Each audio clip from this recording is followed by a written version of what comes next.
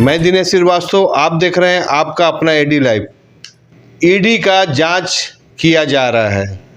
देश के वह मुख्यमंत्री जो विपक्ष में है, चाहे झारखंड के हेमंत सोरेन जी हो, बिहार के उप मुख्यमंत्री तेजस्वी यादव जी हो, या दिल्ली के केजरीवाल जी हो, या ईडी सीबीआई इनके पास क्यों?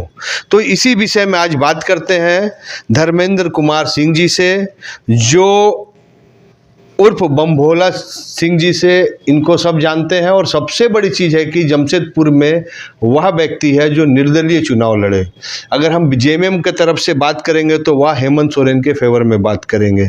अगर हम बीजेपी वाले किसी से बात करेंगे तो वह अपनी सरकार की बात करेंगे। लेकिन हम निर्दलीय प्रत्याशी से बात करना चाहते हैं जिनको राजनीतिक समझ है, और इससे बात करना चाहते हैं कि आज ईडी का जो जांच चल रहा है, सुबह से यही चल रहा था कि हेमंत सोरेन कभी लापता हो गए, कभी जांच में नहीं जा रहे। क्या या ईडी का जांच, सवाल उठता है कि क्या विपक्ष के नेता के साथ क्यों किया जा रहा?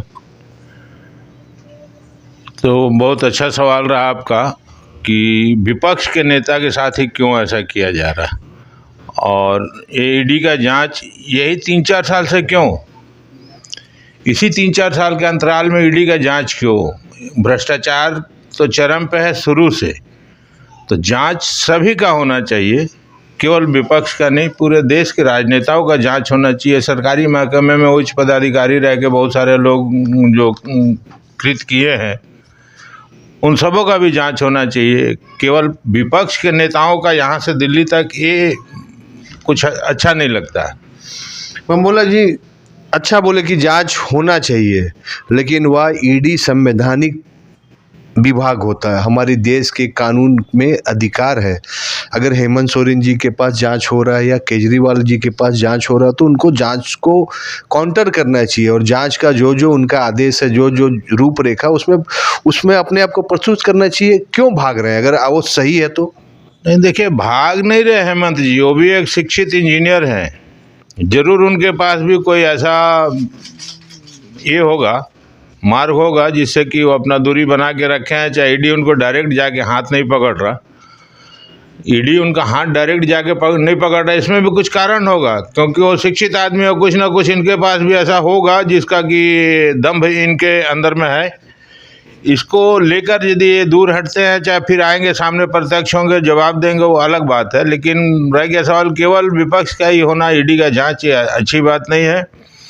ईडी का जांच हो तो राज्य से लेकर केंद्र तक में जितने उस तरह के राजनेता महसूस होते हैं, उन सभी राजनेताओं का जांच होना चाहिए। केवल मुख्यमंत्री हो, ये मंत्री हो, अरे कोई विधायक, साधारण विधायक भी इतना नाजायज करता है जिसका कोई माने सीमा नहीं है। तो आपका कहना है कि जांच होना चाहिए, सभी के साथ होना चाहिए। अच्छा, ये जो जांच हो रहा है, आप झारखंड में हैं और झारखंड की राजनीति को आप समझ सकते हैं क्योंकि आपने भी चुनाव लड़ा। इसका असर आम व्यक्ति में क्या जाएगा? आम व्यक्ति मूलतः प्रसन्न हो रहा है इससे कि जो नाजायज किए हैं सब सामने आ रहा, और नाजायज धन जो भी आ रहा है माने पकड़ में, वो देश के आम नागरिकों का ही काम में आएगा। तो आम नागरिक इससे कोई खफा नहीं है, न खफा होने वाली बात है। ना नागरिक खफा है, ना खफा होने वाली बात है। नागरिक अपने आप में प्रसन्न है, लेकिन हाँ, वो आधा अधूरा प्रसन्नता कोई काम का नहीं होता, हो तो पूरा प्रसन्नता प्राप्त हो।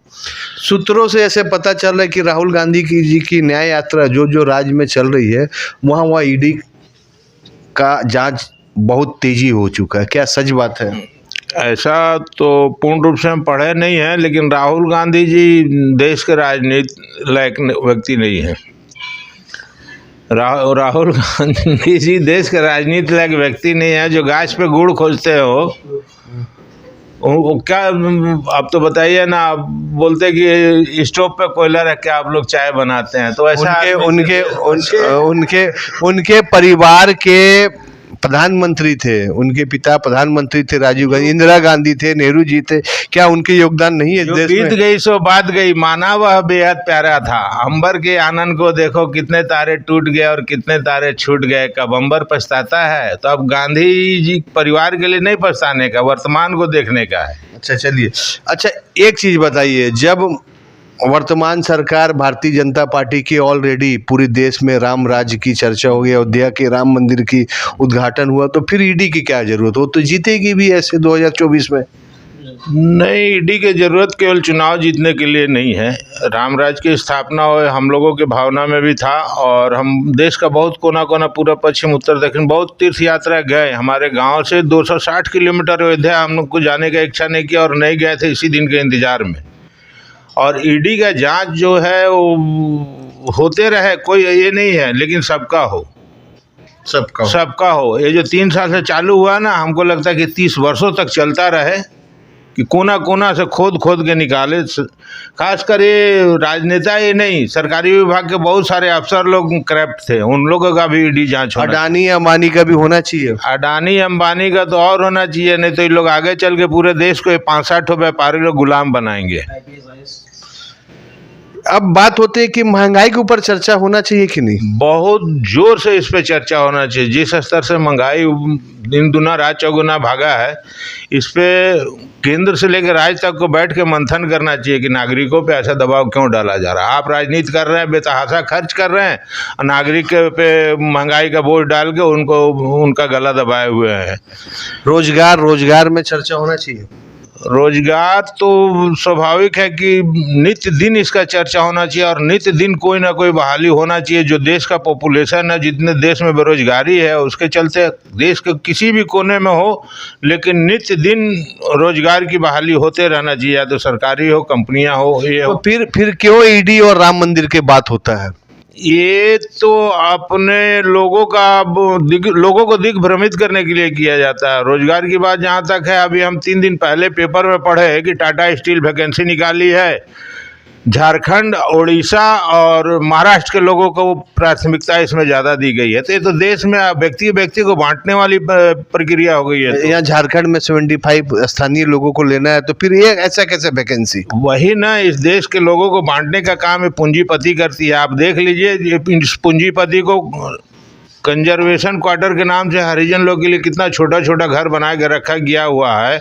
मजदूर को छोटा क्वार्टर, अफसर को खूब बड़ा क्वार्टर, उससे बड़े अफसर को खूब बड़ा बंगला। ये तो जातिगत आधार पे बांट रहा, चाहे व्यक्ति को बांटने का काम ये पूंजीपति करती है। जमशेदपुर से ज़्यादा कहाँ दिखेगा आपको? हरिजन को अलग बसाओ, मजदूर को अलग बसाओ, ऑफिसर को अलग बसाओ, तो बांटने का काम तो पूंजीपति किया हुआ है जमशेदपुर में शुरू से। आज 100 साल पहले से टाटा घराना किया हुआ।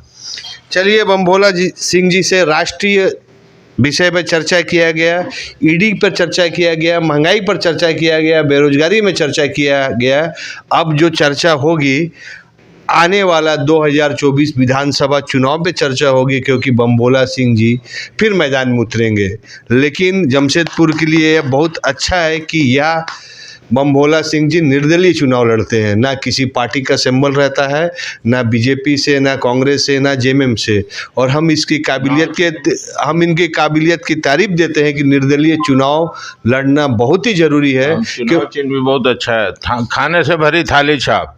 ये नहीं कि कोरोना में केवल 3 टाइम खिचड़ी खिला दिया, 2 टाइम खिचड़ी खिलाते रहा रोज, उससे नहीं 3 टाइम का शुद्ध भोजन हर इंसान को मिलना चाहिए। निर्दलीय को क्या चुनाव चिन्ह पहले मिल जाता है क्या? नहीं, चुन के निकालना पड़ता है उसमें से। चलिए, निर्दलीय को भी 289 में से चुन के निकालना पड़ता है। 289 ठो लिस्ट है, उसमें चुन के निकालना पड़ता है चुनाव चिन्ह अपने लिए, कि हम इसी चुनाव चिन्ह पे चुनाव लड़ेंगे। चलिए, बमभोला सिंह जी ने कमर कस लिया है और निर्दलीय चुनाव में लड़ेंगे और अपनी बात रखेंगे। उस समय हम लोग स्थानीय मुद्दा में बात करेंगे, जमशेदपुर की जो मुद्दा उसमें बात करेंगे, और बमभोला सिंह जी से और चर्चा करेंगे। एडी लाइव का वीडियो को लाइक कीजिए, चैनल को सब्सक्राइब कीजिए। एडी लाइव की पूरी टीम की ओर से सभी को धन्यवाद।